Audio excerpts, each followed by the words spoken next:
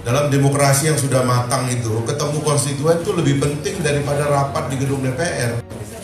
Karena proses absorpsi dan agregasi suara masyarakat itu jauh lebih penting dari sekedar kita duduk di sini mendengarkan pidato omong kosong yang sebenarnya kita sudah tahu isinya. Nah, ini adalah hal-hal yang sebenarnya ke depan terus harus kita perkuat. Makanya saya berbicara tentang daulat rakyat, selain karena negara kita adalah negara yang berkedaulatan rakyat dengan berdasarkan kepada ketuhanan yang Maha Esa, kemanusiaan yang adil dan beradab dan seterusnya. Konsepsi kedaulatan rakyat itu memang ada di dalam konstitusi, pembukaan undang-undang dasar kita dan juga dalam dasar negara kita. Tapi yang jauh lebih penting juga kita memahami adalah karena makin lama ini ada disrupsi gitu. Sekarang ini hari-hari ini begitu mahasiswa turun ke jalan secara spontan di seluruh Indonesia, tiba-tiba DPR seperti tidak relevan. Ya. Ada DPR yang paripurnanya DPRD ya, paripurnanya datangi, kursinya ditumpuk oleh mahasiswa di depan, gitu ya. Lalu mereka tiba-tiba mengatakan kami setuju apa yang dikatakan oleh mahasiswa. Presiden ditekan, presiden mengatakan kita memikirkan, mempertimbangkan apa yang dikatakan mahasiswa. DPR juga begitu, mau dibegitukan, ya kan? Lalu kemudian setuju dengan apa yang dikatakan mahasiswa. Padahal ini ada proses daulat rakyat yang sudah terlembaga secara baik melalui pemilu. Pengambilan suara di kotak suara adalah peristiwa suci dari rakyat kepada wakil-wakilnya.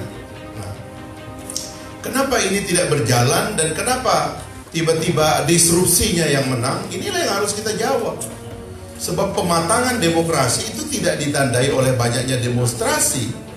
Pematangan demokrasi itu ditandai oleh perdebatan di ruang sidang di gedung parlemen, menjawab semua kegelisahan publik dan menjawab semua persoalan yang seharusnya dihadirkan di dalam check and balance sistem di antara cabang-cabang kekuasaan di dalam negara.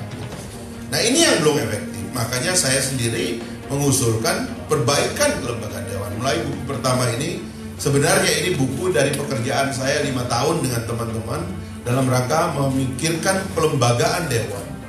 DPR itu begini Pak ya, susah di Indonesia ini, politik itu punya citra jelek, politisi punya citra jelek, partai politik punya citra jelek. Padahal tidak ada demokrasi tanpa partai politik. Tetapi ikhtiar untuk memperbaiki partai politik tidak pernah difikirkan. Bahkan ada kecenderungan biarlah ada partai politik yang jelek supaya ada musuh bersama. Lalu dengan musuh bersama itu kalau ada masalah kita bilang dia masalahnya, dianggap selesai. Tidak selesai. Justru penyelenggaraan politik harus diperbaiki. Mulai dari undang-undang partai politik, di hulu ini nanti banyak masalah. Perbaikan partai politik. Makanya di buku nanti yang bulan November saya akan banyak menyumbang tentang bagaimana kita menata kelembagaan politik sehingga lahir politisi-politisi yang kredibel yang merupakan wakil rakyatnya, bukan merupakan wakil partainya. Sekali lagi ini nggak boleh kita dikotomikan, tetapi kita mesti mengerti bahwa partai politik hanya mencalonkan anggota.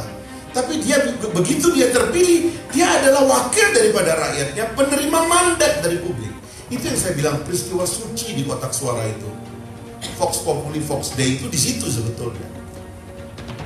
Nah, begitu dia masuk lembaga, kelembagaannya diperbaiki. 5 tahun ini alhamdulillah kita sudah memperbaiki DPR ya, dalam pengertian kita memperkuat sistem pendukung dan kelembagaannya ya.